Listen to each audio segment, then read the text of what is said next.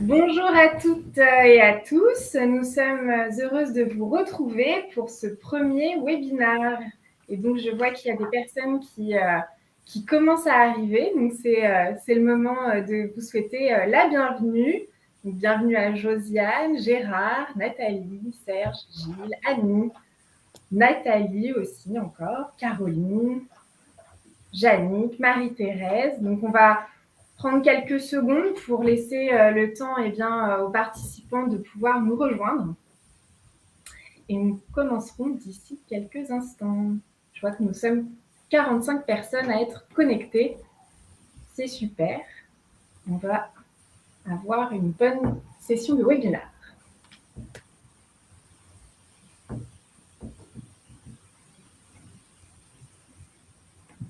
J'espère que vous nous voyez bien, que vous nous entendez bien. Sachez que si vous avez tout problème de connexion ou autre, ou de visibilité, n'hésitez pas à mettre un petit message dans le chat, parce que je vois effectivement qu'il y en a qui ont vu qu'il y avait ce chat. Donc, si vous avez un problème, vous le signifiez, et il y a un technicien, du coup, qui prendra le relais avec vous et qui vous contactera directement pour trouver une solution.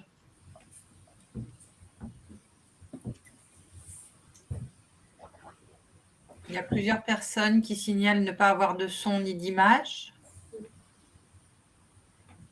Je pense que ça va être réglé. Alors voilà, c'est tout à fait ça. Je vois Damien, donc Damien qui est notre technicien du jour pour ce webinaire et qui va vous aider à résoudre cette petite problématique. Je vais du coup commencer à vous partager mon écran pour que vous puissiez accéder à la présentation. Alors.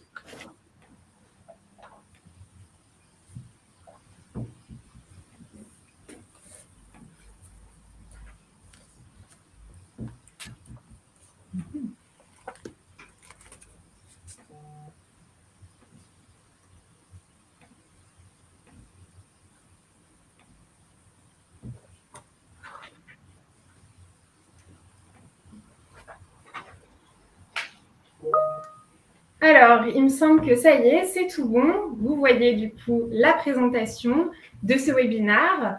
Donc, le sujet urostomie, comment appréhender le quotidien. Donc, aujourd'hui, on vous accueille pour cette première conférence en ligne de notre série de webinaires, les FSK Live Stomie. Et nous avons le plaisir de vous proposer donc différents webinaires autour de la stomathérapie en accueillant à chaque fois différents intervenants qui pourront vous partager leur expertise sur divers sujets. Pour ce premier rendez-vous intitulé Urostomie, comment appréhender le quotidien, nous accueillons 3 animatrices, à savoir Fanny Baconnier, chargée de clientèle FSK, Séverine Legrand, infirmière stomathérapeute conseil FSK. Bonjour. Et notre premier invité partenaire pour cet événement, qui est le laboratoire Holister, représenté par Marie-Lucie Gibourg, responsable de stomathérapie. Et moi, je suis Adeline Rosier, chef de produit stomathérapie chez FSK. Merci à vous tous de prendre cette heure avec nous. L'objectif de ce webinaire est de vous proposer l'expertise de chacune des intervenantes pour que vous puissiez connaître les solutions adaptées en vous partageant des situations de vie réelles. Nos intervenantes répondront à vos questions en direct. N'hésitez pas, nous sommes là, bien sûr, pour vous et pour vous aiguiller au mieux. Encore une fois, bienvenue à tous. Et avant de donner la parole à nos oratrices du jour, je souhaite vous rappeler quelques règles pour le bon déroulement de cet événement. Alors, donc, tout d'abord, vous avez donc une salle. Vous voyez au centre donc, la présentation qui est en train de défiler. Sur le côté gauche, nos miniatures caméras où vous nous voyez du coup intervenir chacune. Et à l'écran, donc sur la droite, vous avez le chat. Et donc, n'hésitez surtout pas à vous exprimer à cet endroit, à poser vos questions, même si c'est pendant la présentation. Et nous prendrons le temps pour y répondre. Si vous êtes là aujourd'hui, c'est que vous bénéficiez de nos services FSK ou que vous souhaitez en savoir plus sur notre accompagnement. Et d'ailleurs, qui sommes-nous exactement ? Eh bien, FSK est un prestataire de santé à domicile spécialisé dans la prise en charge des patients en stomathérapie et en troubles de la continence. Notre objectif, simplifier la vie des patients en assurant la livraison du matériel médical 100% gratuite. Et pour ce faire, nous vous accompagnons en vous fournissant un soutien et un conseil clinique adapté selon vos besoins. Notre équipe, comme vous le voyez donc, sur la droite avec ce petit schéma, elle se compose du coup d'un délégué en local qui effectue la prise en charge des patients, et puis également d'une chargée de clientèle qui vous accompagne au quotidien par téléphone pour répondre à toutes vos interrogations, d'une infirmière conseil qui est présente pour la partie soutien clinique et donc sur toutes les questions qui sont liées du coup, au matériel médical, bien sûr en complément de l'équipe soignante en établissement, et également, pour que tout ceci fonctionne, une équipe administrative et logistique. Nous intervenons du coup pour participer à améliorer votre qualité de vie et celle de tous les patients qui bénéficient de nos services. Et ce, comme je vous le disais, en complément de l'équipe soignante qui vous a accompagné en établissement. Notre rôle, donc, c'est assurer votre suivi dès que vous êtes de retour au domicile. Et à ce jour, ce sont plus de 200 000 patients que nous avons accompagnés.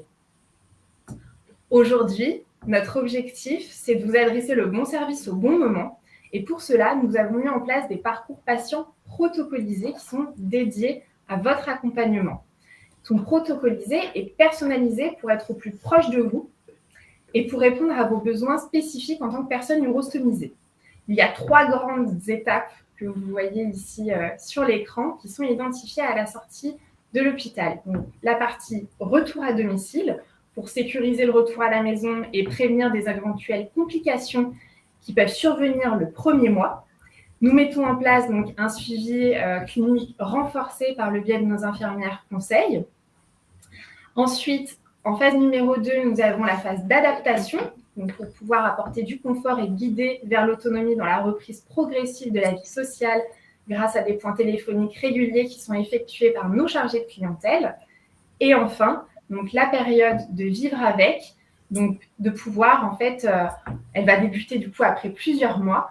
Et l'objectif, c'est de pouvoir continuer à vous accompagner au quotidien, à répondre à vos questions et à s'assurer que vous gérez votre matériel médical de façon sereine et autonome. C'est le moment maintenant de rentrer dans le cœur du sujet de ce webinaire avec nos 3 animatrices. Je serai là du coup pour suivre vos questions qui apparaîtront dans le chat et comme je vous disais, nous prendrons le temps pour y répondre. Je vais laisser maintenant la main à Fanny qui va ouvrir les premières situations de vie qui apparaissent au tout début du retour à domicile. Sachez bien sûr que ces situations de vie qui seront partagées par Fanny sont partagées de façon entièrement anonymisée. Ce sont des situations de vie réelles que les patients ont directement partagées à Fanny et celles-ci ont été anonymisées pour leur présentation. Donc Fanny, je te laisse la main et nous allons commencer maintenant. Merci Adeline. Donc bonjour à tous et à toutes. Donc je suis Fanny Bacconnier, chargée de clientèle pour l'agence de Besançon depuis 7 ans maintenant. Voilà, donc je vais vous exposer un petit peu quelques situations. Dans notre quotidien, voilà, en tant que chargée de clientèle, les patients se confient énormément à nous. On est en quelque sorte les seconds interlocuteurs, interlocutrices après les établissements de santé. Ils ont effectivement besoin de se sentir rassurés, accompagnés, se sentir écoutés. Donc, je vais vous parler d'une première situation de vie vécue par Madame L. Donc, une dame d'une 50aine d'années qui avait récemment donc, été opérée d'un cancer de la vessie. Donc, après quelques jours à l'hôpital, elle est donc rentrée chez elle. Donc, passé la première nuit, le lendemain, elle nous appelle directement à l'agence en paniquée. En effet, elle a rencontré toute la nuit des fuites qui l'ont obligée à se lever sans cesse, donc l'empêchant de trouver son sommeil, puisque sa poche n'arrêtait pas de fuir. Donc, elle a fini par la vider et fini au final par la changer.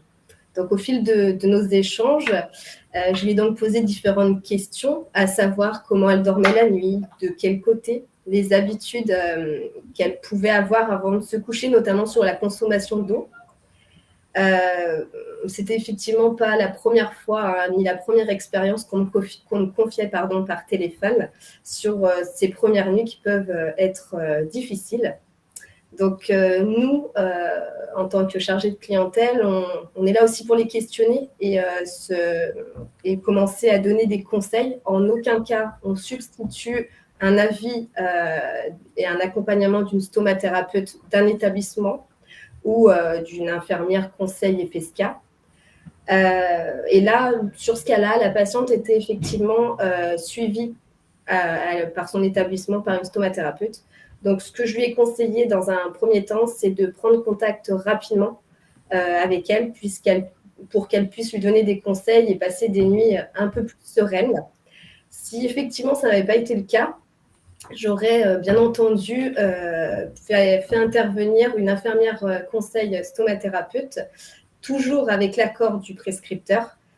Et comme Séverine Legrand est infirmière stomathérapeute conseil chez FSK sur la région de Nantes, je cède du coup la parole à Séverine qui va partager des conseils au niveau clinique. Merci Fanny pour avoir exposé cette première situation de vie. En effet, moi je suis infirmière stomathérapeute conseil pour la société FSK depuis 20 ans cette année. Donc j'ai pu être amenée en effet à rencontrer bon nombre de situations comme tu nous l'apportes, avec la première nuit qui en effet peut être compliquée.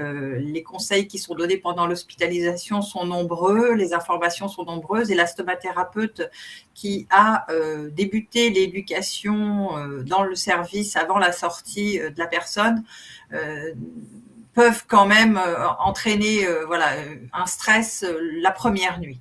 Donc, il est important, en effet, de bien se préparer avant d'aller se coucher, d'avoir bien vidé sa poche, de bien se positionner au niveau du lit, parce que les gens souvent nous remontent, mais moi je dors sur le côté, moi je dors tel côté, et souvent c'est source d'angoisse. Avec l'expérience, je me rends compte que le fait de dormir sur le côté n'est pas une problématique à partir du moment où on ne vient pas écraser la poche complètement sur le matelas. Donc vraiment, l'écoulement des urines doit pouvoir se faire de façon correcte. La poche de nuit doit être en effet emboîtée de façon à ne pas effectuer une vrille au niveau de la poche de jour, ce qu'on explique souvent aux gens parce que ça peut empêcher l'écoulement des urines. C'est peut-être ce que Madame L a pu rencontrer. Il est important en effet de savoir manipuler cette poche de nuit au moment de la sortie. Moi, mes conseils principaux pour une urostomie, c'est savoir vidanger la poche pour sortir et brancher la poche de nuit et débrancher la poche de nuit le matin. Déjà, ça donne une petite autonomie qui permet de se coucher un peu quand on veut et de sécuriser. Le matériel, là, Madame L a été obligée de tout changer. Il peut y avoir plusieurs facteurs qui ont fait que ça s'est décollé. Est-ce qu'elle n'a pas bu trop avant de se coucher parce qu'on lui a dit les consignes sont en effet de bien boire. Voilà, tout ça est à réguler, d'où l'accompagnement ensuite avec les infirmières conseil FSK. L'infirmière qui est en structure va donner les bases, revoit en général le patient ou la patiente à distance rapprochée de l'intervention, mais les infirmières conseil de chez FSK, on est vraiment là pour complémenter, on va dire, les conseils qui sont donnés en hospitalisation. Tu peux passer à la slide suivante, Adeline, je pense. Voilà, je vais passer la main à Marie-Lucie, pardon, pour tout ce qui est utilisation des produits. Merci beaucoup, Séverine. Alors, effectivement, moi, je suis donc côté fabricant des poches, puisque je travaille pour Hollister en tant que responsable de produits. Donc, en tant que fabricant, j'ai une petite expertise sur l'utilisation de vos produits et j'aimerais revenir effectivement sur cette poche de nuit qu'a évoquée Séverine. La poche de nuit est celle que vous voyez à l'écran. Donc, si vous utilisez une poche de jour vidangeable Hollister, sachez qu'il existe une poche de nuit à connexion directe qui va se connecter donc très simplement par le biais de petites ailettes qui sécurisent la connexion et qui vous permettront de pouvoir passer effectivement une nuit la plus sereine possible sans crainte que votre poche de nuit ne se détache de votre poche de jour. Donc, cette connexion, elle se fait très facilement par le biais donc des petites ailettes que vous voyez sur la photo à l'écran. Voilà, elle se déclipse aussi facilement en maintenant les deux ailettes, en maintenant la pression sur les deux ailettes et en retirant la connexion. Voilà, donc c'est valable cette connexion est possible, quelle que soit la poche Hollister que vous utilisez, que ce soit une poche, une pièce ou une poche deux pièces. Simplement, une petite chose, puisque effectivement, Séverine, tu l'as stipulé, il faut faire attention lorsque vous connectez la tubulure de la poche de nuit sur votre poche de jambe, à ce que la poche ne vrille pas, ce qui est possible, voilà, ce qui peut arriver. En effet, Marie-Lucie, c'est vraiment quelque chose qu'on entend régulièrement, c'est qu'il y a cette vrille qui se fait au moment du coucher, parce que quand on ouvre les vannes de la poche de jour, ça entraîne un demi-tour, on va dire, au niveau de la tubulure de la poche de 2 litres. Donc ça, c'est vraiment important de bien se regarder au moment du coucher qu'il n'y a pas cette vrille, en effet, de la poche de jour. Et oui, puisque je rappelle qu'effectivement, alors je vais essayer de le montrer malgré tout à l'écran, lorsque vous connectez la tubulure de la poche de nuit sur le robinet de la poche de jour, il faudra ensuite, bien sûr, que vous ouvriez le robinet pour que l'écoulement puisse se faire de la poche de jour vers la poche de nuit. Donc, il est important que la petite goutte blanche apparaisse qui signifie qu'effectivement, le robinet est bien ouvert. Et si, en faisant cette manipulation, la poche de jour vrille un peu sur le côté, il vous suffit simplement de repositionner, de jouer avec la position des ailettes de la tubulure pour trouver la position qui fera que votre poche va être dans l'alignement de votre poche de nuit et donc qu'elle ne vrille pas et ne gêne pas l'écoulement des urines. Donc, vous avez ici à l'écran les 2 positions d'ouverture et de bonne fermeture du système de vidange, donc du robinet. Donc, lorsque le robinet est ouvert, une petite goutte blanche en relief apparaît sur votre robinet, du côté gauche du robinet, et qui vous signale qu'effectivement, le robinet est bien ouvert et les urines vont pouvoir s'écouler. Évidemment, il faut pour que les urines s'écoulent que le capuchon soit bien ouvert de la même manière. Si vous connectez une poche de nuit, évidemment, l'écoulement se fera directement. Si le capuchon vous gêne, il n'y a aucune obligation à le maintenir en place. Il est amovible, vous pouvez très bien le retirer et vous contenter de fermer le robinet. Donc, quand on referme le robinet, vous voyez que la petite goutte blanche en relief disparaît de votre vue et vous êtes assuré que le robinet sera bien étanche et le système correctement fermé. Marie-Lucie, je me permets du coup d'intervenir. Alors, je vois qu'on a un commentaire qui nous dit « Je n'ai aucun problème avec les poches de nuit Hollister, il suffit de bien la positionner en se couchant. » Donc, du coup, ça revient au conseil du coup de Séverine et Marie-Lucie de ton explication. Et on a aussi du coup des questions. Donc, une première question, je réutilise la poche plusieurs nuits de suite en veillant à la rincer plusieurs fois après vidange le matin. J'élimine environ 1 litre d'urine chaque nuit. J'ai remarqué qu'au bout de quelques nuits, environ 2 semaines ou plus, la poche de nuit commence à fuir. Je l'ai remplacée par une neuve. Je veille à bien la relier à la poche de jour. Alors, les recommandations, tu vas pouvoir en parler, Marie-Lucie. Alors, en termes de recommandations, sachez que il n'y a pas de, là, tu vas me confirmer, je pense, Séverine, il n'y a pas de risque réel de contamination ou d'infection liée à l'utilisation ou la réutilisation de la poche de nuit. Tout à fait. En effet, les recommandations sont bien de changer la poche tous les jours, puisque les boîtages en général sont faits par 30. Mais en effet, à distance de la chirurgie, les patients parfois nous demandent s'ils peuvent changer la poche de nuit, espacer, on va dire, les changements de poche de nuit. Alors, le fait de la garder trop longtemps, en effet, ça peut abîmer, parce que les urines, ça reste un liquide biologique qui est corrosif et qui peut, en effet, altérer le plastique et entraîner, en effet, une perforation en bas au niveau de la poche et du robinet. 2 jours, je pense que c'est le maximum et c'est ce que souvent les gens peuvent faire.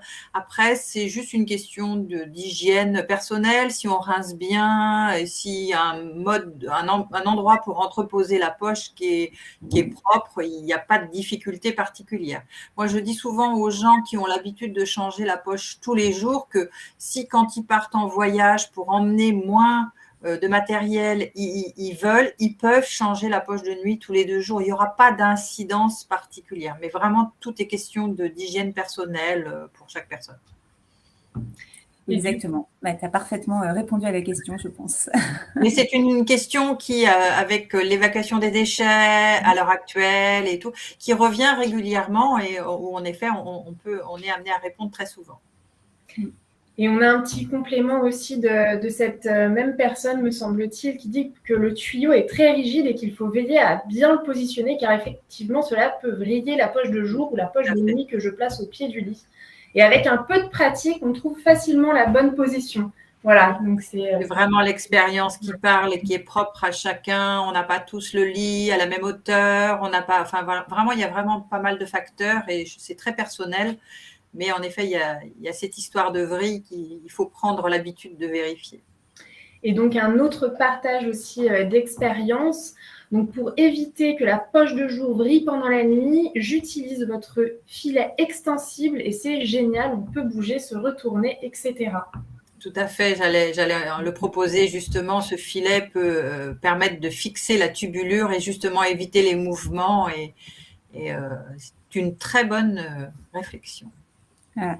Donc, c'est un filet qui peut effectivement, qui est disponible pour les patients voilà, qui sont suivis par notre service gratuit Vivre Plus et qui vient simplement plaquer l'appareillage sur le ventre, le maintenir en place. Marie, je pense qu'il s'agit plutôt du filet de jambe de la poche pour fixer la poche de jambe. Ah, pardon. Un filet de cuisse, du coup, je pense plutôt que c'est pour fixer la tubulure au niveau de la cuisse. Cette personne va nous le confirmer, mais je pense plutôt que c'est ce Alors, filet.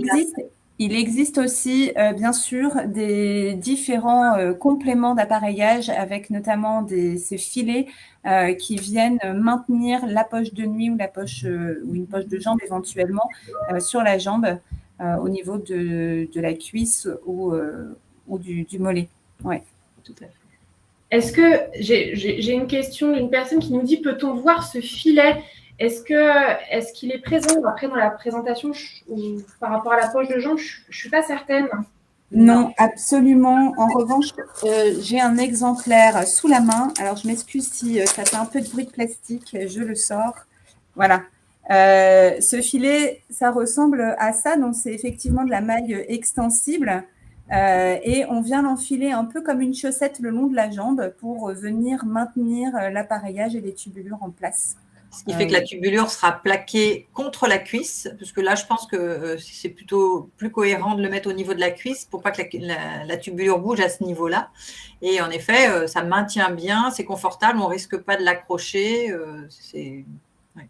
Voilà. Et ça tourne en même temps que la personne lorsque la personne change de position dans le lit. Eh bien, merci beaucoup, Marie-Lucie, Séverine. On va du coup passer au conseil clinique pour prévenir les fuites. Séverine, je te laisse la main. Oui, alors en effet, la mise en place de l'appareillage doit se faire de façon soignée. Il y a bien sûr une procédure à suivre. Ce qui est important, c'est vraiment d'anticiper les fuites. Et c'est vrai que d'aller se coucher, si on sent que le support, il tient pas bien, il est pas, faut pas hésiter à rechanger. Dans le premier temps qui suit l'intervention, cette personne a été opérée récemment, le ventre va changer dans le mois qui suit l'opération, le segment intestinal, le briquaire va changer aussi, et du coup, on peut être amené à réévaluer la découpe du support et l'appareillage. Donc, c'est vrai que quand les personnes peuvent être autonomes rapidement, c'est l'idéal, mais on comprend bien qu'il faut un accompagnement au départ par les infirmières libérales, et les personnes apprennent progressivement ensuite à changer elles-mêmes. La vidange de la poche doit se faire de façon régulière, que ce soit dans la journée, toutes les heures et demie, 2 heures, parce qu'on insiste bien sur le fait qu'il est important de s'hydrater, de boire 1,5 litre à peu près d'eau par jour pour bien permettre l'évacuation des urines et briquaire qui comporte du mucus dû au segment intestinal. Donc, c'est vraiment une habitude à prendre de bien s'hydrater. La vidange, bien sûr, la nuit, c'est pour ça que la poche de nuit est importante.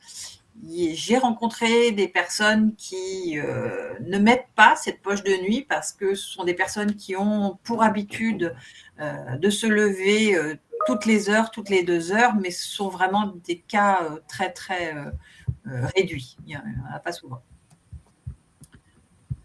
Je te laisse. Voilà. Donc, pour reprendre les bons gestes du soin, c'est vraiment standard. Laver la stomie à l'eau, tout simplement, à l'eau tiède.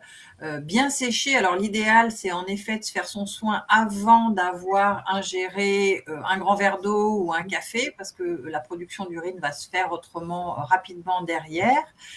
Si on a un doute sur le diamètre de la stomie, lorsqu'il faudra découper le support ou la poche, si c'est une poche en une pièce, il y a un stomimètre qui existe dans les boîtes de support en général. Donc, ça vous permet de contrôler, au moins de s'assurer que la stomie n'a pas suffisamment diminué. La découpe se fait à l'aide de 2 ciseaux courbes pour la plupart du temps, qui peuvent être aussi distribués par Hollister, hein, si je ne me trompe, Marie-Lucie. Oui. Voilà. Il y a une housse qui peut être distribuée avec les ciseaux à l'intérieur.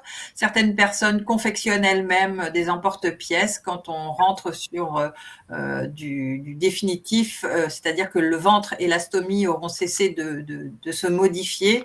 On est à distance de la chirurgie et certains bricoleurs confectionnent eux-mêmes des emporte-pièces. Voilà, bien s'assurer que tout est bien plaqué au niveau du ventre, bien tirer la peau pour pas que les plis restent présents derrière la partie adhésive. Voilà, ce sont les principales recommandations.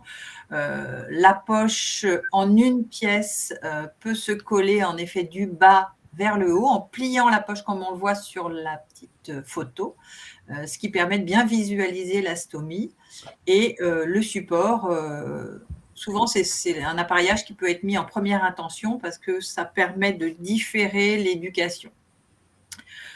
Pour ce qui est de clipser la poche, le support Hollister, Marie-Lucie, comporte un anneau flottant qui est très pratique pour les gens, justement, pour la mise en place. Cet anneau flottant va éviter que l'on ait besoin d'appuyer sur le ventre lorsque l'on positionne sa poche sur le support, puisqu'on vient simplement appuyer comme une boîte Tupperware en fait. Hein. C'est un peu le même concept. On vient clipser la poche sur l'anneau du support. Voilà. Alors, pour poursuivre un petit peu ce que tu viens de dire, Séverine, effectivement, chez Hollister, nous avons à disposition une gamme qui est assez large et notamment une gamme de poches vidangeables convexes souples qui va permettre d'appareiller des stomies qui se présentent soit dans des plis sur des abdomens un petit peu mous du fait d'un manque de tonus abdominal et la convexité, donc cette forme un peu bombée du support va permettre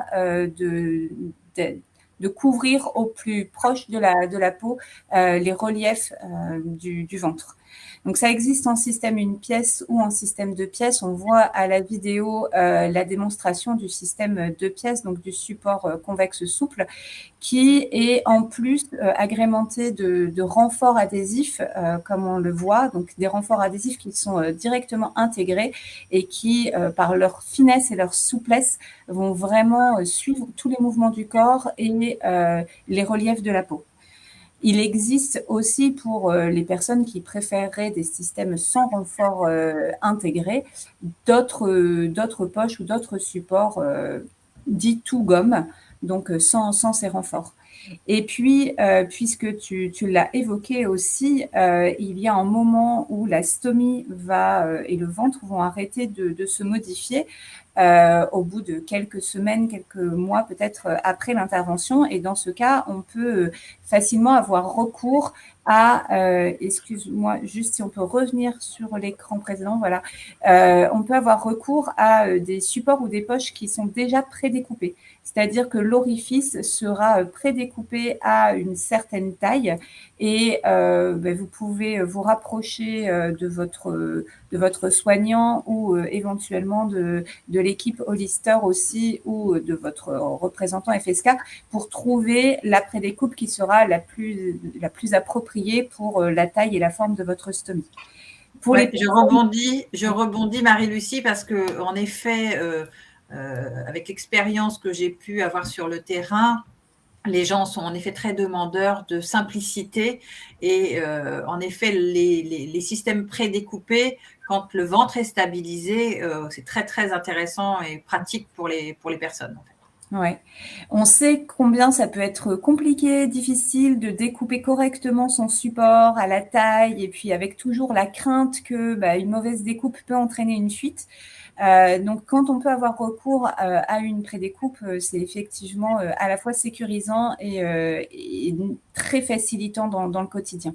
Mais qui est à réajuster, en effet, en cas de prise de poids ou de perte de poids. Vraiment pas se dire que la stomie va rester la même si on prend, je ne sais pas, je dis un exemple, 10 kilos. Ça peut se modifier. C'est vraiment important de refaire le point avec sa stomathérapeute en établissement, ou de redemander, en effet, si vous êtes en contact avec une chargée de clientèle FSK pour qu'elle vous dirige vers une infirmière stomathérapeute conseil. Et puis, pour compléter ça et éviter des erreurs de découpe, alors là, on peut passer à la vidéo suivante. On voit ici l'utilisation d'un anneau CeraRing. Cet anneau, c'est un petit joint d'étanchéité qu'on vient ajouter sous notre appareillage, donc sous notre poche, notre support, et qui va vraiment permettre de couvrir au plus proche de la stomie la peau donc autour.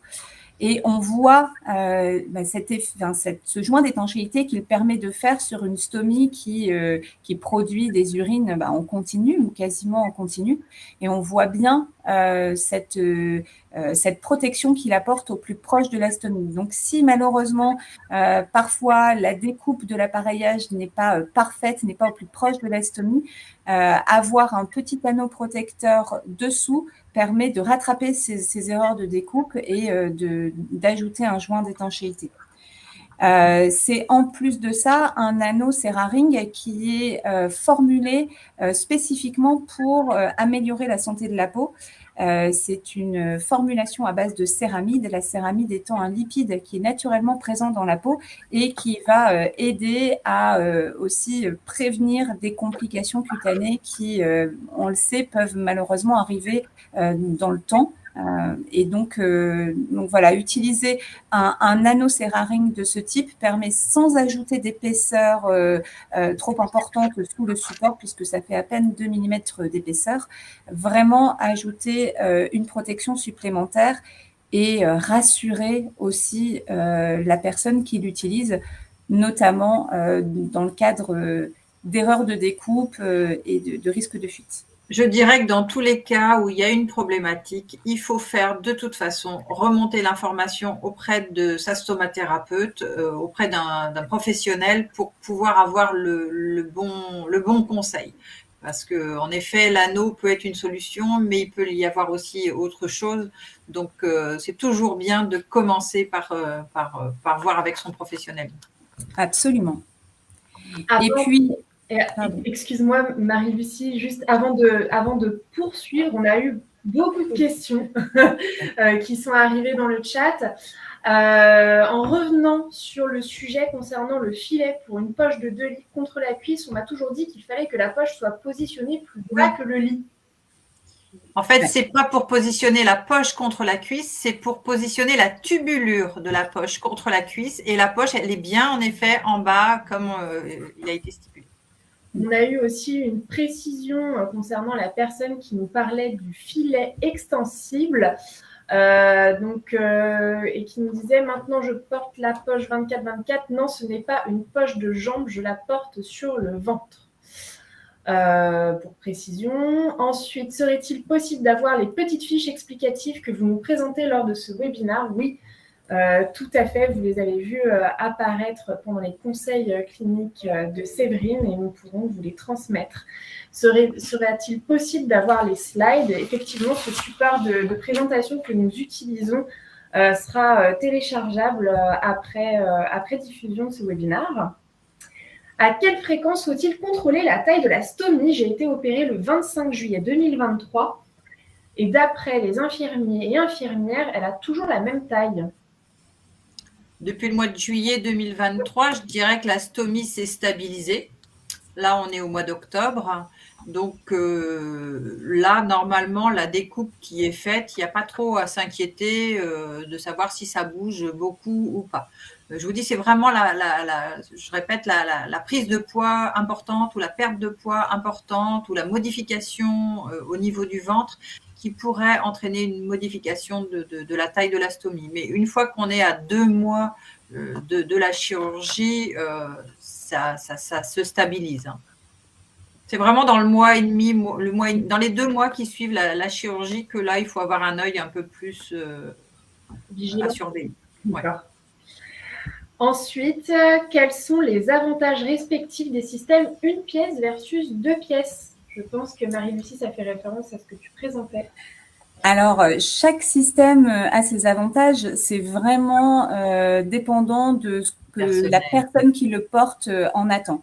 Le système 1 pièce a l'avantage, du coup, d'intégrer la partie adhésive, donc le support, directement à la poche. Donc, quand on change de poche, on change également de support, on change tout d'un coup. Et ça apporte une grande souplesse à l'appareillage. C'est un système qui est extrêmement souple et du coup très confortable. Le système 2 pièces est très facile d'utilisation. Comme on l'a vu tout à l'heure, il suffit de clipser la poche directement sur le support par le biais de l'anneau flottant. Et ce système 2 pièces va permettre de pouvoir changer la poche sans avoir besoin nécessairement de changer le support. Donc, on peut garder le support 2 pièces sur le ventre et changer sa poche dès que nécessaire, à minima 1 fois par jour. Voilà. Moi, je rajouterais qu'il ne faut pas hésiter vraiment à demander des échantillons à votre stomathérapeute en établissement ou à FSK si vous passez par le biais de FSK. En fait, il n'y a qu'en essayant que vous saurez si ça vous convient ou pas. Mais vraiment, ça vaut le coup d'essayer. Voilà. Par expérience, c'est vraiment ce que je dis aux gens. Vous essayez, ce n'est pas forcément adopté, mais au moins, vous aurez pu voir si ça vous convient ou non. Et puis, il y a peut-être aussi des périodes où on est plus à l'aise avec un système et puis d'autres où on est prêt à utiliser autre chose. Voilà, il faut aussi se laisser cette opportunité. Un peu de temps, voilà. Et donc, concernant, on a une autre question qui concerne la prédécoupe standard au plus proche de la taille de sa stomie ou une prédécoupe personnalisée pour le patient intéressé. Alors malheureusement non, ce ne sont pas des prédécoupes sur mesure en fonction de votre taille, enfin de la taille et de la forme spécifique de votre stomie. Malheureusement, les process industriels ne nous le permettent pas aujourd'hui. Ce sont des prédécoupes standards, mais il y en a suffisamment et ce sont des prédécoupes qui sont étudiées pour répondre à un maximum de cas. Donc voilà, il faut tester, il faut encore une fois, il faut se rapprocher de votre soignant pour trouver avec lui la prédécoupe qui peut vous convenir, sachant que si vous avez une stomie qui est particulièrement ovale, une forme très ovalisée, une prédécoupe ronde peut ne pas convenir. Donc voilà, malheureusement c'est personne dépendant, ça peut ne pas convenir à tous. Ce sont en effet des prédécoupes rondes, standards. En général, c'est 20, 25, 30 de mémoire. Les supports, on peut avoir des prédécoupes à 29, à 32 pour les plus grands. Voilà. Après, c'est vraiment en fonction de la taille, de la forme de la stomie. Est-ce qu'il y a un anneau de rajouté? Est-ce qu'il n'y a pas un anneau de rajouté? Voilà, tout ça est personnel et il faut le personnaliser. Mais les prédécoupes sont en effet standards. Ouais. Concernant l'anneau maintenant, on a un partage d'expérience concernant l'anneau. Je n'ai plus de fuite depuis que j'utilise l'anneau. Donc ça, c'est une bonne nouvelle. On a aussi, est-ce que cet anneau supporte l'acidité des urines? Bien sûr, c'est une formulation qui est prévue pour supporter à la fois l'acidité des urines ou même l'agressivité des selles si on l'utilise dans le cadre d'une stomie digestive. Donc, c'est parfaitement adapté et ça reste en place le temps imparti, c'est-à-dire que si vous changez, ce sera changé en même temps que votre support ou que votre poche. Donc, à la même fréquence. Je rajouterais une information supplémentaire par rapport à ça. Ça supporte l'acidité des urines, oui, mais ne pas oublier de bien boire. Si en effet la personne boit moins, que les urines sont plus agressives, plus corrosives, l'anneau va subir aussi, on va dire, l'altération que les urines vont entraîner s'il n'y avait pas eu d'anneau sur la peau en direct. Donc ça, c'est vraiment le facteur principal. Si vous voyez que les urines sont un peu plus foncées dans la poche ou un peu plus troubles, c'est « oh là là, attention, est-ce que j'ai bu assez les derniers temps ?» Voilà. C'est vraiment la chose à se rappeler. Au même cas que le reste de l'appareillage d'ailleurs. Tout à fait, tout à fait. Toujours en ce qui concerne l'anneau, donc l'anneau s'ajuste automatiquement à la taille de la stomie, où il y a différentes tailles de cet anneau. Alors, l'anneau se présente comme ceci dans un petit emballage. Il suffit de retirer les 2 films protecteurs qui le recouvrent. Et ensuite, si vous voyez, c'est extrêmement fin. Hein, ça fait, comme je vous le disais, à peine 2 mm d'épaisseur. Il y a aujourd'hui une seule taille disponible. En revanche, c'est une composition qui est extrêmement malléable et qu'on peut très facilement modeler avec les doigts. Donc, on peut étirer la matière pour la mettre à la taille souhaitée. Ou alors, une autre façon de procéder, c'est simplement de la découper comme ceci avec les doigts, donc faire comme un ruban, et on vient la positionner autour de la stomie à la taille voulue très, très facilement. Donc, c'est vraiment aussi facile à manipuler que de la pâte à modeler. Et ça permet d'être au plus proche de la stomie. J'espère avoir correctement apporté une réponse. Tout à fait. Et du coup, pourquoi le produit bon pour la peau, donc je pense que c'est en rapport donc, à la composition à base de céramide, n'est-il pas implémenté sur les poches prédécoupées ou non? Alors, effectivement, nous avons chez Hollister une gamme Cera Plus qui est enrichie à base de céramide pour la protection de la peau. Cette gamme se développe très, très régulièrement. Nous sortons de nouveaux produits très souvent. On a aujourd'hui une large gamme déjà spécifique pour les urostomies, à la fois, encore une fois, en une pièce et en 2 pièces, avec déjà certaines prédécoupes disponibles. On espère pouvoir encore proposer de nouvelles prédécoupes par la suite, mais elles existent déjà dans la gamme Cera Plus. Voilà. Merci pour ces précisions, Marie-Lucie. Et du coup, je pense qu'on a une question certainement pour toi, Séverine, puisque tu évoquais justement le sujet de l'hydratation. Et donc, si on boit suffisamment le jour, peut-on éviter de boire le soir?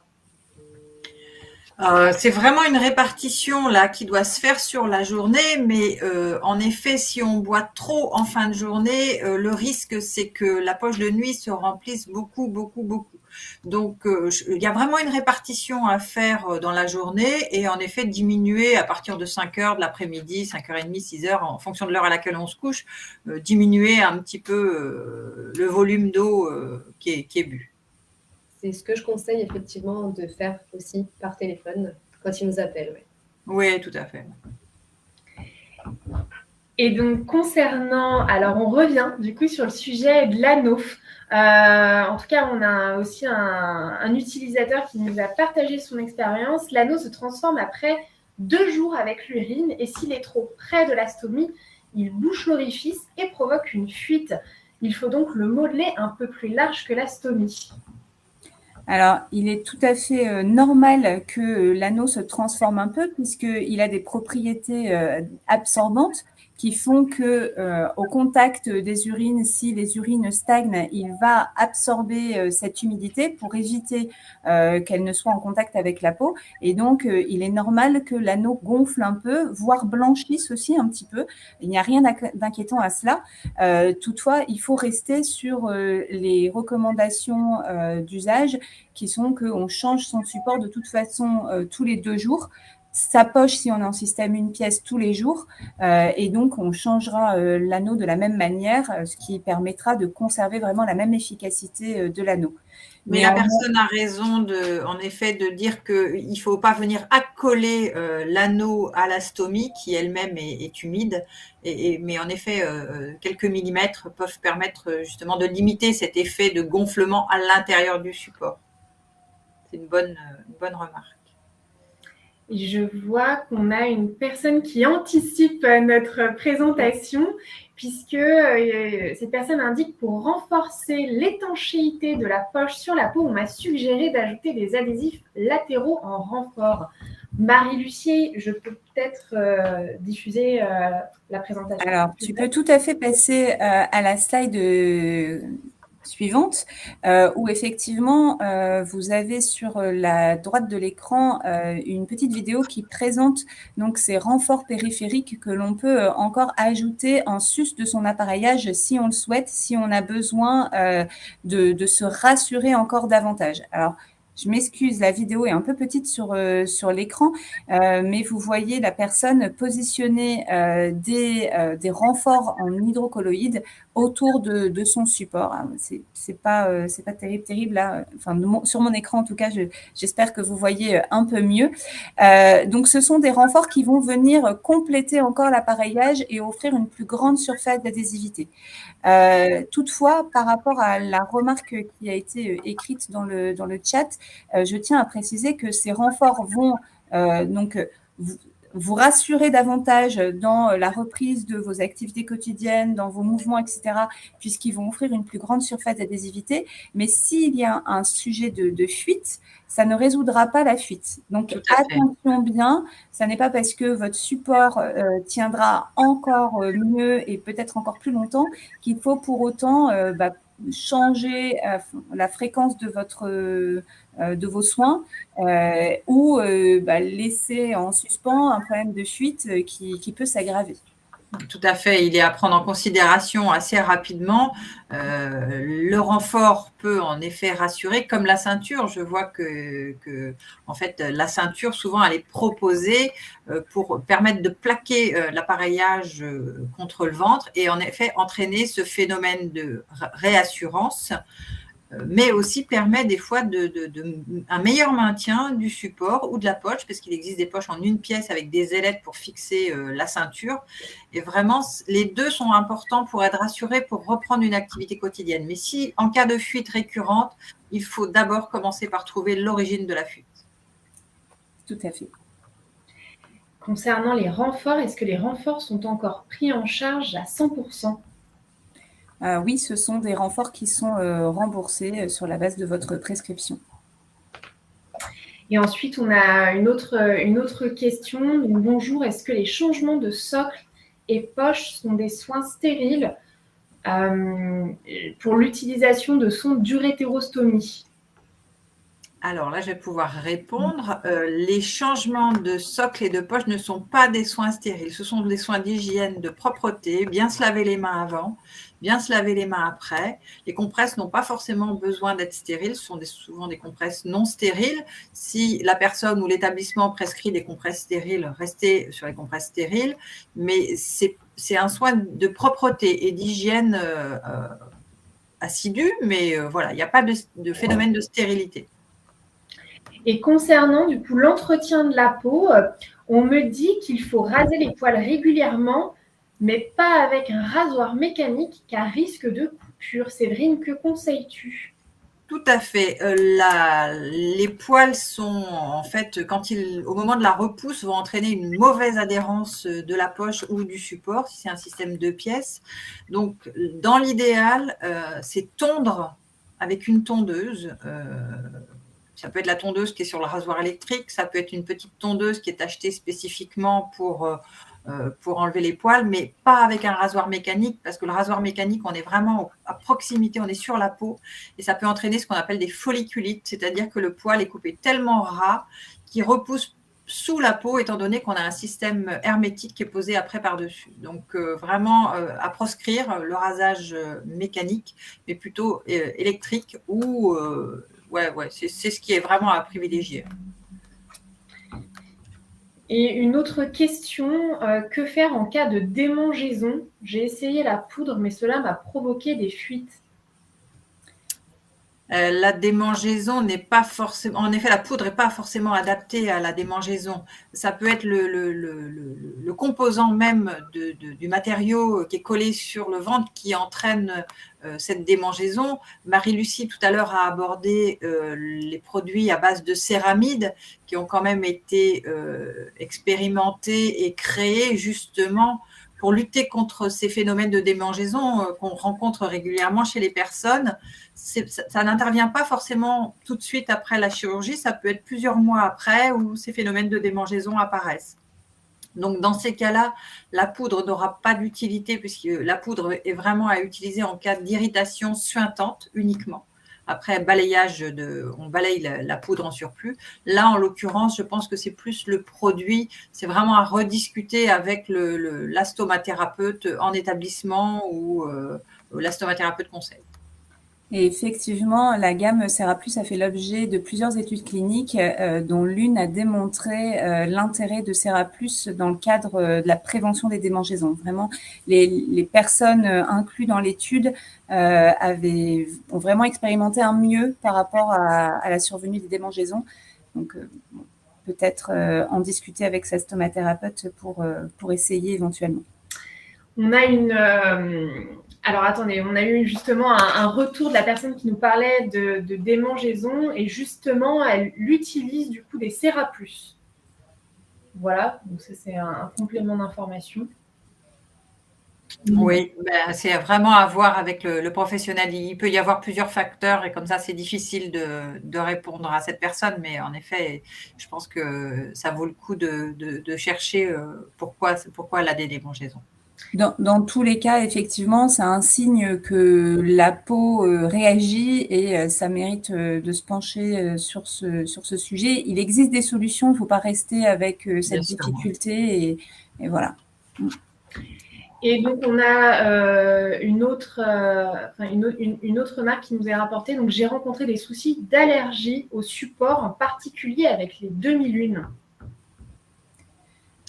Oui, ça, c'est des choses qu'on peut être amené en effet à rencontrer. Les demi-lunes peuvent en effet aggraver un phénomène qui, à la base, n'était pas un problème d'allergie. Donc, procéder par élimination. Si les demi-lunes sont juste faites pour être rassurantes, la ceinture peut être l'autre alternative justement pour éviter de rajouter des collants. Juste, je me permettrai de préciser que les demi-lunes, ce sont donc des renforts périphériques qui sont plus couvrants, plus grands. Il faut savoir qu'il en existe différents sur le marché. On n'a pas tous les mêmes formulations non plus. Donc, si vous rencontrez un souci avec une marque, ça peut… voilà. Sachez qu'il existe aussi d'autres choses disponibles. J'ai présenté les renforts là Adapt. Voilà. Là encore, il existe des solutions et on peut trouver des alternatives. Parfois, rien qu'en changeant de matériel, ou en tout cas des renforts, on peut trouver la solution. Donc, ça vaut le coup d'essayer. Et donc, on a également, dans même typologie de questions, j'ai eu l'apparition de petites rougeurs et on m'a proposé un spray, je pense, spray Cavillon. Et je pense que la question, c'est de savoir si c'est efficace.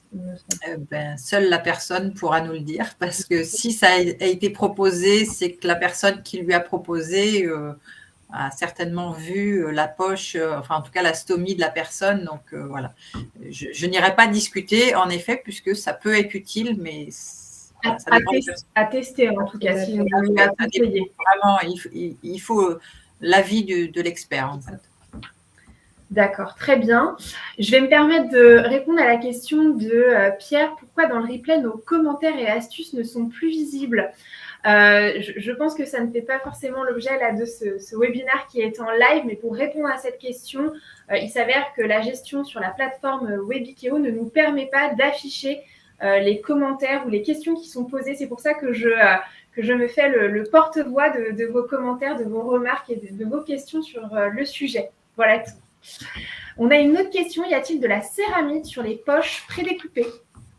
Je pense que j'y ai répondu tout à l'heure. Effectivement, on a une gamme Céraplus, donc à base de céramide, qui est de plus en plus large, avec déjà plusieurs poches prédécoupées. Donc, n'hésitez pas de vous rapprocher de votre conseillère FSK ou Hollister, voire évidemment de votre stomathérapeute pour trouver la prédécoupe qui vous conviendrait le mieux. Eh bien, je ne vois plus d'autres questions apparaître, mais s'il y en a, nous y répondrons. Je vous propose du coup de poursuivre avec un partage d'une autre situation de vie, Fanny. Tout à fait. Donc, je vais vous parler d'une autre situation de vie qui concerne notamment les trajets, les sorties. Donc moi, de notre côté, monsieur W, âgé d'une 60aine d'années, opéré il y a environ 6 mois, nous sollicite donc par téléphone puisqu'il souhaite anticiper la fin d'année arrivant, pas l'année scolaire, je précise, arrivant, et qu'il souhaite donc participer à la kermesse de sa petite fille qui est à 3 heures de route de chez lui. Donc, monsieur assez stressé, grande et grosse sortie pour une première fois, disons. Donc, nous sollicite. Donc, de mon côté, aucun inconvénient. Je lui explique, je lui demande si, lors de sa première livraison ou en sortant de l'établissement, s'il avait réceptionné une boîte de collecteurs de jambes. Donc, il en existe de différentes capacités, que ce soit de la 500, de la 800, de la 750. Donc, monsieur W me confirme effectivement que lors de sa première livraison, il a obtenu une boîte de poche. Donc, je lui conseille d'essayer déjà à la maison, pour une première sortie d'1 heure pour faire les courses, par exemple. À ce niveau-là, il n'y a aucun souci. Et puis, qu'est-ce que toi, Séverine, tu pourrais rajouter à ce niveau-là, puisqu'effectivement, lors du trajet, il pourra la vider régulièrement, c'est ce qu'il faudra. Mais... Tout à fait, oui, Fanny. En effet, tu as posé les bonnes questions à cette personne, à savoir est-ce qu'à la sortie, on lui a déjà donné des poches de jambes. Il va falloir en effet Là, la personne, ça fait 6 mois qu'elle est appareillée, a priori est autonome, se projette sur un déplacement qui est un peu plus long. Donc, il faudra bien, en effet, donner les consignes de base, toujours l'hydratation, même s'il y a un trajet de 3 heures, pas se dire « je ne bois pas pendant 3 heures pour ne pas vider ma poche ». Le matériel qui est adapté en temps normal, pas hésiter éventuellement à rajouter la petite ceinture dont on a parlé tout à l'heure, qui peut être, je veux dire, pour rassurer pendant le trajet. Prévoir certainement de s'arrêter quelques minutes pour aller aux toilettes. Moi, ce que je conseille en général, c'est toujours d'avoir une poche de jambe à proximité. Soit la personne la met sur elle pendant le trajet durant les 3 heures, soit la personne l'a à proximité au cas où. Parce qu'il faut savoir que quand on prend la voiture, il faut toujours anticiper ce qui pourrait se passer. C'est-à-dire un embouteillage, un accident qui fait qu'on est coincé sur la route et comment on fait cette poche qui va continuer à se remplir. Le fait d'avoir la poche de jambe à proximité dans la boîte à gants, par exemple, peut éviter en effet que la poche de jour se remplisse de trop parce qu'on a bien suivi les consignes et qu'on s'est bien hydraté. Et du coup, ça peut éviter un stress supplémentaire parce qu'on sait très bien que la poche va continuer à se remplir. Mais la poche de jambe est une bonne alternative pour les déplacements un peu plus longs, pour aller au cinéma, pour voilà, à partir du moment où on commence à avoir des activités un peu plus à l'extérieur et sur une durée un peu plus longtemps, qu'on commence à avoir confiance, cette poche de jambe permet de se rassurer. Alors justement, il y a à la suite quelques exemples de ces poches de jambes. Chez Hollister, il existe 2 formats de poches de jambes avec 2 contenances, soit 500, soit 800 ml. Vous voyez de quelle manière elles peuvent se positionner sur la jambe, sachant qu'il existe également des lanières et donc des filets de maintien dont on a déjà parlé tout à l'heure pour plaquer l'appareillage sur la jambe. Et puis, un petit truc parce que les tubulures des poches de jambes peuvent être très longues en fonction de là où on souhaite la positionner et puis aussi en fonction de la morphologie de chacun. On peut adapter la longueur de la tubulure. Il y a une petite vidéo qui vous présente juste à la suite où vous voyez donc la tubulure de la poche de jambe que l'on souhaite connecter, que l'on peut très facilement découper à l'aide de ciseaux ménagers et on vient simplement connecter dans ce cas l'adaptateur qui est fourni avec la poche de jambe et cet adaptateur vient lui-même se connecter à l'adaptateur qui se trouve dans vos poches de jour et qui se connecte directement à votre robinet. Donc, on voit la photo du montage pour terminer où vous avez voilà, la poche de nuit raccordée au robinet de jambe. La poche de jambe raccordée au robinet de votre poche de jour. Voilà. Et évidemment, s'assurer que le robinet soit correctement ouvert pour permettre l'écoulement des urines. Après, les gens choisissent, soit ils préfèrent avoir les attaches de maintien qui se mettent en haut et en bas de la poche de jambe. Il y a des petites encoches spécifiques. Soit ils préfèrent avoir le filet, soit à la cuisse, soit au niveau du mollet. Après, c'est pareil, ça, c'est vraiment propre à chacun. Absolument. Alors, je réagis juste par rapport à ce que vous venez de présenter. On a une personne qui nous dit « Pour les longs trajets, j'ai un flacon plastique de 2 litres vide et propre sous le siège de ma voiture en cas de problème. Et pour les voyages, j'ai une sacoche avec un change-briquaire complet, avec une serviette, un slip, un t-shirt et un pantalon d'appart en réserve. » Tout à fait, ça peut convenir. Ce sont des expériences partagées aussi. Voilà, tout à fait. Quand on doit prendre, alors attendez, on a encore une autre intervention. Quand je me déplace pour un trajet d'une journée, j'emporte un kit avec 2 poches de jour prédécoupées, des compresses, un flacon d'eau et un spray et une poche de nuit. Je crois que je vais laisser un tel kit dans ma voiture, Séverine. Il me semble aussi que c'est ce que tu conseilles et Fanny également. Toujours, de toute façon, il y a une chose qui est impérative, c'est toujours avoir son matériel avec soi quand on se déplace, quand on va en rendez-vous, quand on va dans la famille. on ne sait jamais. Voilà, on ne sait jamais. Ça peut servir et vaut mieux l'avoir dans ce cas. Est-ce que vous avez des conseils spécifiques quand on doit prendre l'avion? Est-ce qu'il faut se manifester dans l'aéroport auprès du personnel d'embarquement et ou de la police d'aéroport? Alors ouais. Vas-y Marie. Alors, excusez-moi, ça n'est absolument pas nécessaire. Voilà. Personne n'a forcément besoin de savoir que vous portez un appareillage.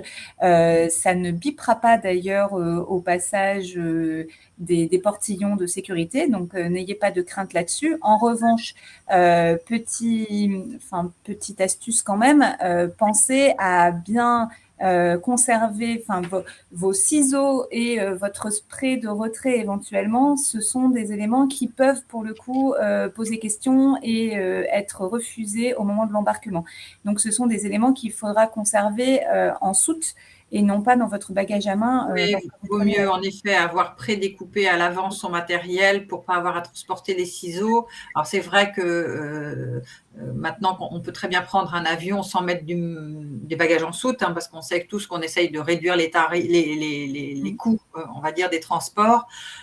Dans ces cas-là, vous pouvez éventuellement prévenir, mais je pense qu'en cabine, ça a du mal à passer. Je ne suis pas sûre du tout que ça passe. Donc, vaut mieux emmener son matériel, le découper, quitte à en emmener un petit peu plus, le découper à l'avance. Par rapport au portique, en effet, ça ne sonne pas. Moi, j'ai quand même eu des retours de personnes qui, à la palpation, en effet, ça a entraîné qu'est-ce qu'il y a en dessous et ça peut être gênant.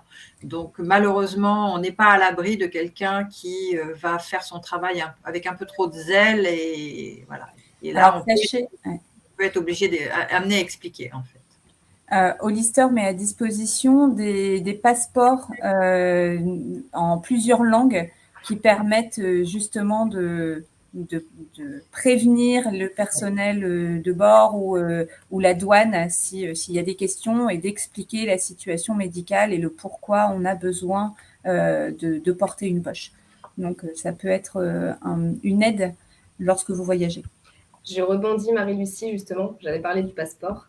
Donc, chez FSK aussi, on a un passeport de voyage où nous, ce qu'on conseille à nos patients, c'est de photocopier leur ordonnance, si besoin, si en cas de contrôle, le mettre avec le petit passeport, donc qui est effectivement dans plusieurs langues.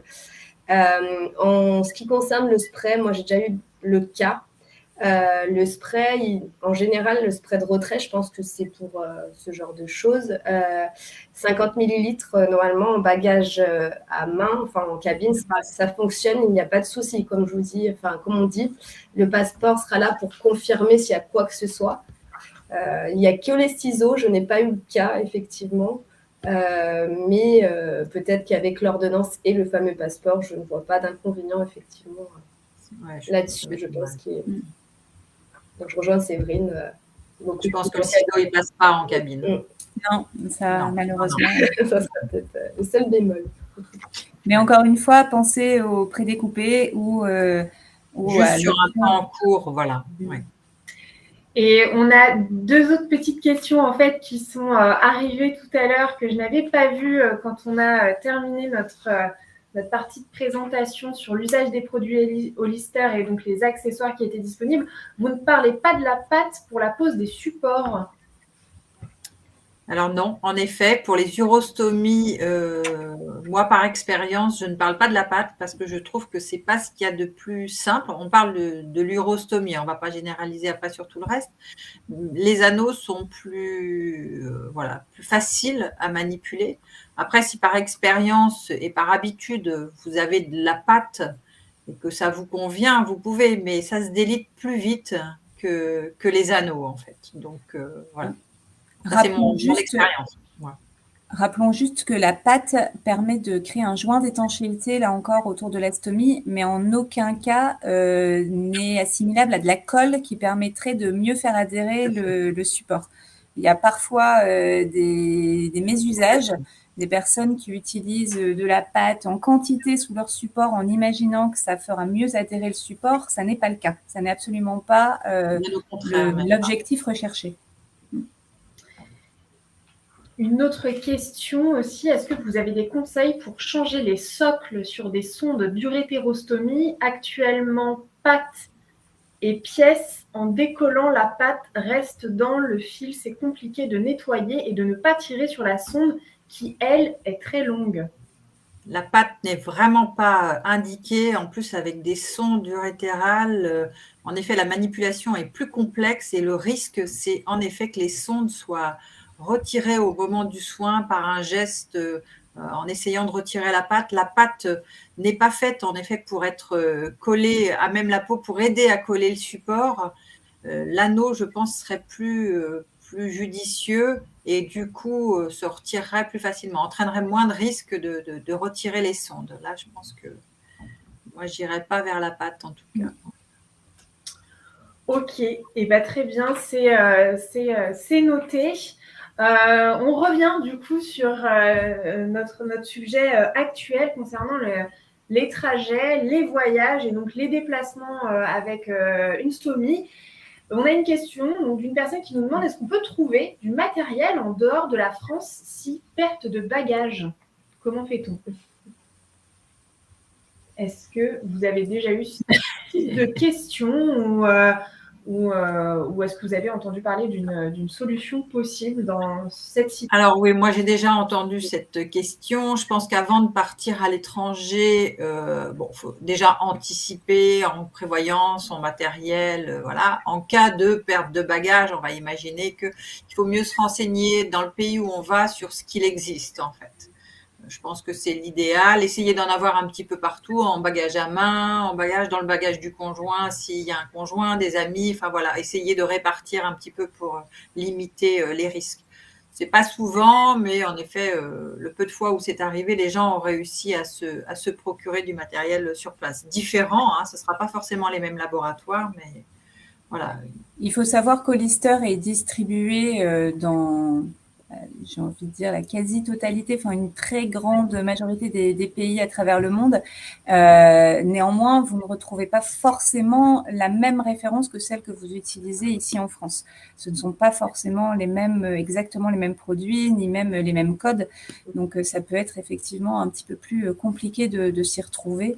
Et je suis d'accord avec Séverine, essayer d'anticiper un maximum et de toujours conserver avec soi sa prescription et répartir autant que possible ses bagages pour éviter ce type de mésaventure.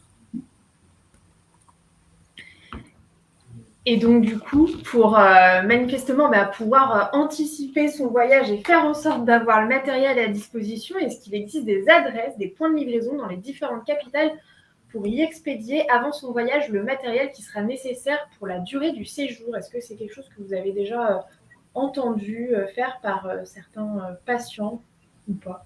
Non, pas du tout. Les gens se déplacent avec leur matériel en général. Ils sont suffisamment inquiets et organisés pour préparer en amont tout ce dont ils ont besoin. Il n'y a pas de livraison qui se font à l'étranger. C'est trop complexe. Ok, très bien. Et écoutez, continuez à poser vos questions. Et donc, du coup, on va poursuivre. Donc, toujours avec les sorties. Donc, il me semble, Marie-Lucie, qu'il y avait un sujet qu'on pouvait ajouter à cela, à savoir la discrétion. Donc, je te laisse suivre sur la poche discrète.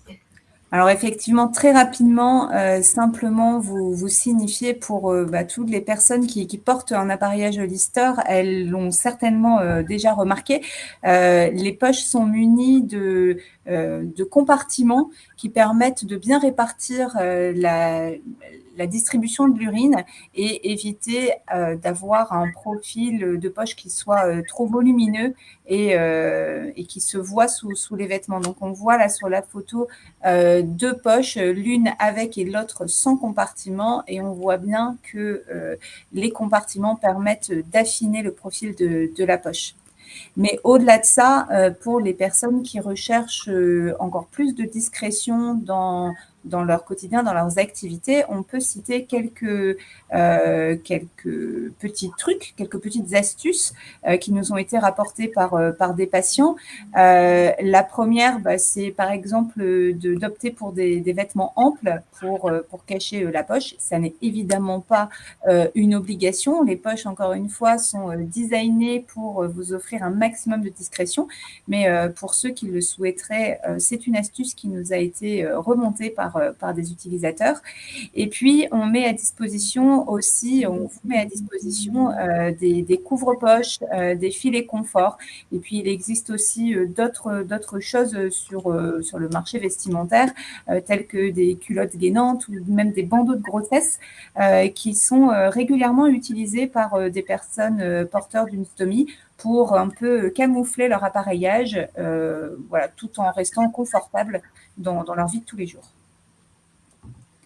Est-ce que Séverine, tu as peut-être quelque chose à ajouter à cela en termes de conseils pour les patients? Non, en effet, ce sont les principaux recours qu'ont les gens. Quand le bandeau de grossesse, en effet, on en parle régulièrement. Les gens, des fois, arrivent aussi, achètent des pantalons de grossesse. J'en ai vu quelques-uns, pas énormément, mais en fait, ils y trouvent un confort parce que la partie supérieure du pantalon permet de bien plaquer la poche et du coup, il n'y a pas ce phénomène de poche qui peut bouger au-dessus du pantalon. Donc ça aussi, c'est même des messieurs, j'ai vu avec des pantalons de grossesse adaptés en fonction de la coupe du pantalon. Voilà. Non, c'est en effet les choses principales. Aujourd'hui, c'est vrai qu'on a un choix assez vaste en termes de vêtements de grossesse qui permettent de s'adapter à tous les looks. Voilà. Et puis, pour des vêtements qui sont finalement pas plus chers que les classiques. Donc, n'hésitez pas à vous renseigner. Et du coup, on a une question un peu plus précise concernant les activités nautiques. Qu'en est-il du coup des activités nautiques? Donc, j'imagine, qu'est-ce qu'on peut conseiller aussi à ce niveau-là pour aller à la piscine, à la mer, à l'eau? Je pense qu'on va rebondir sur ça nous fait une bonne transition. Exactement, ça nous fait une excellente transition pour pouvoir passer à notre partage de situation de vie numéro 4, baignade et activités sportives. Fanny, je te laisse présenter le patient. Donc, monsieur C, âgé d'une quarantaine d'années, opéré donc il y a plus d'1 an à la suite d'un accident de la route, donc nous appelle à l'agence pour des conseils, notamment sur la reprise de la natation. Donc, est-ce que c'est un inconvénient? Est-ce qu'il y a des inconvénients? Est-ce qu'il peut? Donc, nous, de notre côté, toujours en accord, pas d'inconvénient, sauf si le chirurgien ou la stomathérapeute le déconseille. On n'ira jamais à l'encontre des prescripteurs. Après, effectivement, il existe plusieurs choses et solutions. Ce patient, monsieur C, en l'occurrence, était assez anxieux sur les fuites. Donc voilà, ce que je lui ai proposé, c'est de tester, s'il a une baignoire à la maison, de déjà tester dans sa baignoire, peut-être une vingtaine de minutes pour commencer, une demi-heure par la suite. Et puis, je lui ai expliqué aussi qu'il existait des maillots de bain adaptés, des ceintures de bain, des bandeaux de bain. Qu'est-ce que toi, Séverine, du point de vue conseil stomathérapeute, tu pourrais apporter et par ton expérience? Oui, merci Fanny. En effet, la question revient régulièrement sur la baignade, la piscine. Alors, il y a la baignade en mer qui est une chose et il y a la baignade en piscine privée et en piscine publique. Les conseils vont pas être les mêmes. En effet, la première chose à faire, c'est de voir si le médecin est OK pour la reprise de l'activité sportive, peu importe soit-elle, et est-ce qu'il en a parlé également à sa stomathérapeute. L'activité sportive, de toute façon, n'est pas du tout contre-indiquée, mais pour pouvoir la faire, il faut déjà être serein et en effet avoir des garanties que tout se passe bien. La baignade, elle peut se faire en piscine et elle peut également se faire en mer. En mer, on n'a pas trop de difficultés parce qu'on peut proposer des alternatives. Pour les femmes, il y a le maillot de bain, une pièce qui va venir couvrir la poche. Pour les messieurs, c'est un peu plus compliqué parce qu'en général, la poche se retrouve au-dessus du maillot de bain ou du short de bain. Donc, on peut proposer dans ces cas-là des alternatives comme un couvre-poche, dont on parlera peut-être tout à l'heure, et éventuellement l'achat d'un lycra, merci Adeline, d'un lycra en bordure de mer. Moi, souvent, je suis amenée à proposer ces lycras qu'utilisent les surfeurs pour aller à l'eau. Soit on garde le t-shirt qui est fait pour la baignade par-dessus le short et il n'y a aucune contrainte. On n'a pas de l'eau à 30 degrés, en tout cas pas en Atlantique, de mon côté. Donc, ça ne gêne pas, mais parfois les gens, j'ai eu un monsieur qui était parti en Guadeloupe et il avait coupé, sa femme lui avait confectionné, on va dire, une bande avec le bas du t-shirt pour que ça soit juste au-dessus de la ceinture de son short. Et comme ça, il a pu être torse nu, mais avoir cette poche qui était couverte, cachée par ce système confectionné par son épouse. Les bandeaux de bain, comme on peut voir, sont distribués par FSK. Ce n'est pas remboursé, bien sûr, mais ça peut aussi être à rajouter. En plus, comme on le voit sur la photo, le short est mis par-dessus, ce qui fait qu'on voit que le haut du bandeau. Mais il n'y a absolument aucune contre-indication. En effet, pour se rassurer, tu as bien fait, Fanny, de proposer la baignoire quand il y a une baignoire. Parce que voilà, il faut qu'il y ait une baignoire à domicile.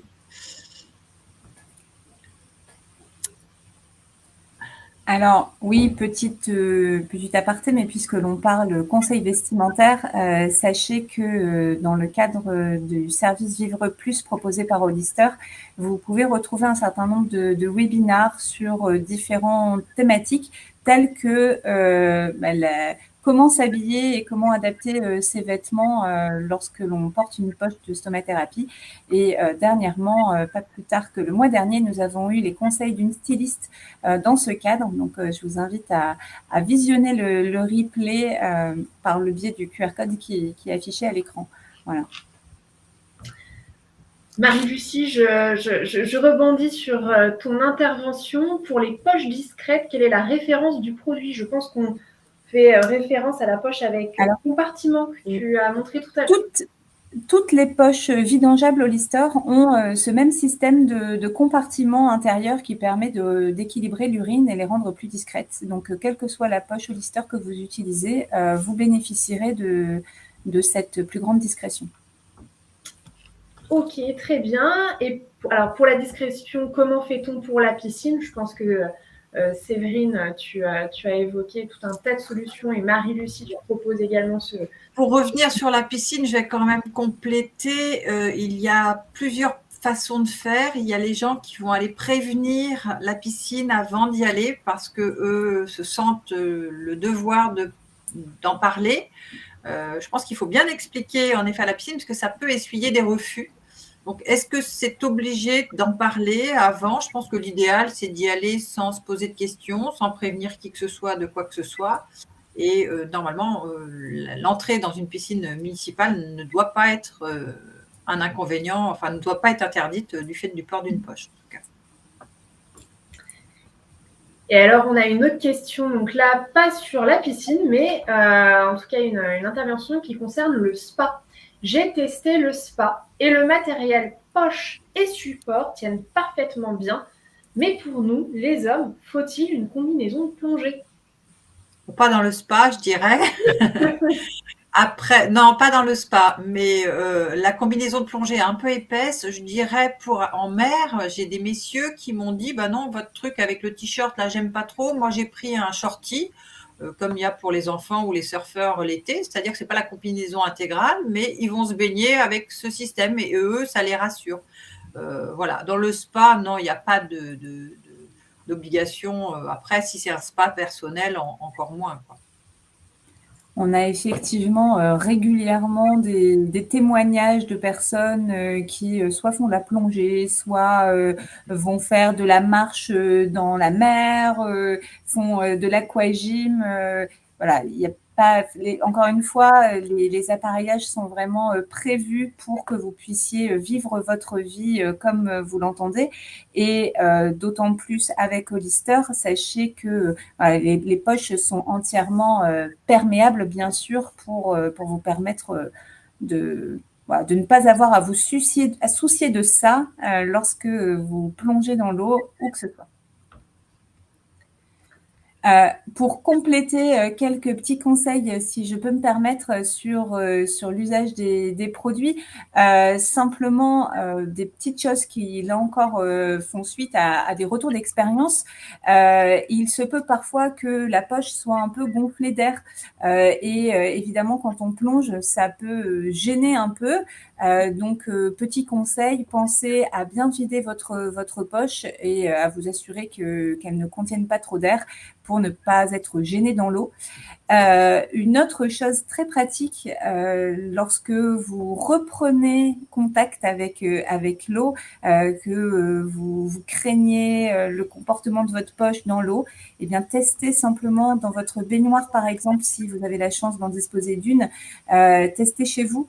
Et puis, en vous immergeant dans l'eau, vous verrez un peu comment se comporte votre poche et vous vous rassurez sur le fait qu'elle tient, elle continue à coller et qu'il n'y a pas de fuite associée à cette nouvelle activité nautique. Et puis, une dernière chose, lorsque vous sortez du bain, notamment lorsque vous avez pris un bain de mer, rincez bien votre poche simplement pour plus de confort, éviter qu'elle ne se charge en sel. Lorsque vous sortez du bain, vous essuyez votre poche au même titre que vous essuyez le reste de votre corps. Vous pouvez éventuellement vous rhabiller immédiatement derrière. Si vous craignez que ça laisse des traces d'humidité sur vos vêtements, vous pouvez aussi changer de poche.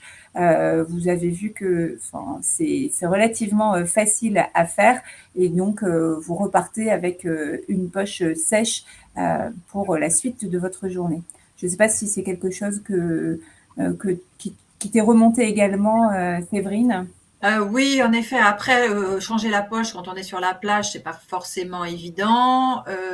S'il y a des toilettes à proximité, ça peut être fait, mais sinon, le simple fait de sécher la poche est grandement suffisant. Moi, ce que je remonte souvent, c'est en sortant de la piscine, si les gens sont un peu inquiets parce qu'ils sont passés un peu de temps dans l'eau, l'aquagym a bougé, ils peuvent se changer dans la cabine avant de reprendre la route et de rentrer à la maison. C'est pas contre-indiqué si de temps en temps c'est changé 2 fois ou 2 jours de suite alors que c'était pas prévu comme ça, c'est pas grave. Ce qui compte vraiment, c'est la qualité de vie, qu'on prenne du plaisir à justement faire ces activités. Et si on change la poche 2 jours de suite, eh ben c'est pas grave. Absolument. On a une question là qui ne concerne plus forcément les activités sportives, en tout cas baignade ou autres, mais pour les relations intimes, est-ce qu'il y a une tenue appropriée ? La tenue n'est pas appropriée, elle est vraiment personnelle là, en fonction de chaque personne. Tout à l'heure, Marie-Lucie évoquait l'histoire des bandeaux de grossesse. C'est une bonne alternative parce que ça masque en effet la poche, ça évite la mobilisation de la poche en effet pendant l'intimité. Pour les femmes, il existe des couvre-poches un peu plus sympas qui peuvent être aussi une alternative. Vraiment, ça c'est personnel. Est-ce qu'on a envie de cacher la poche? Est-ce qu'on en parle à son conjoint? Est-ce qu'on en parle librement? Est-ce qu'on est gêné? Est-ce qu'on doit éteindre la lumière? Est-ce qu'on doit la laisser allumer? Voilà, tout ça fait que c'est vraiment une démarche qui est personnelle. Il y a des sexologues, des infirmières spécialisées, qui existent aussi dans les établissements. Ne pas hésiter à aller les rencontrer. Elles sont souvent de bons conseils et vont vous accompagner sans difficulté. Donc voilà, les stomathérapeutes sont également habilités à répondre à vos questions. Il ne doit pas y avoir de sujet tabou et vraiment tous les sujets doivent être abordés, mais c'est propre à chacun. Donc je dirais c'est tout à fait possible l'intimité, mais propre à chacun comment elle va être abordée. Après, un petit foulard, un peu de dentelle, voilà, ça peut permettre de camoufler joliment sa poche et éviter qu'elle ne soit trop présente dans la relation. Mais effectivement, comme tu l'as dit, après, c'est vraiment propre à chacun de trouver ces petites astuces. Merci beaucoup Séverine et Marie-Lucie pour ces informations complémentaires. Marie-Lucie, il me semble que pour finir, concernant le sujet des activités sportives, tu voulais parler aussi des renforts souples intégrés qui suivent les mouvements. Oui. Alors oui, simplement revenir sur ces renforts intégrés qui permettent de compléter nos appareillages. J'ai déjà un petit peu évoqué tout à l'heure, donc ce sont ces bandes adhésives qui permettent d'offrir une plus grande surface d'adhésivité autour de votre support et qui, par vraiment leur finesse et leur souplesse, vont permettre de s'adapter à tous les reliefs autour de la stomie. Donc, il peut y avoir un petit bourrelet de peau, un pli. Les renforts adhésifs vont vraiment suivre ces reliefs et vous permettre de bouger en toute liberté et vous permettre aussi de vous rassurer puisqu'ils vont suivre vos mouvements. Et donc, lorsqu'on reprend ces activités, encore une fois, on recherche un maximum de sécurité. Ça peut être un moyen d'y parvenir. Voilà, simplement ce que je souhaitais ajouter. Mais ça amène peut-être des questions, je ne sais pas. En tout cas. Eh bien, pour le moment, nous n'avons pas d'autres questions. J'espère en tout cas avoir relayé tous les commentaires, partages d'expériences, toutes les questions qui ont pu être posées sur les différents sujets que nous avons abordés tout au long de cette heure et demie.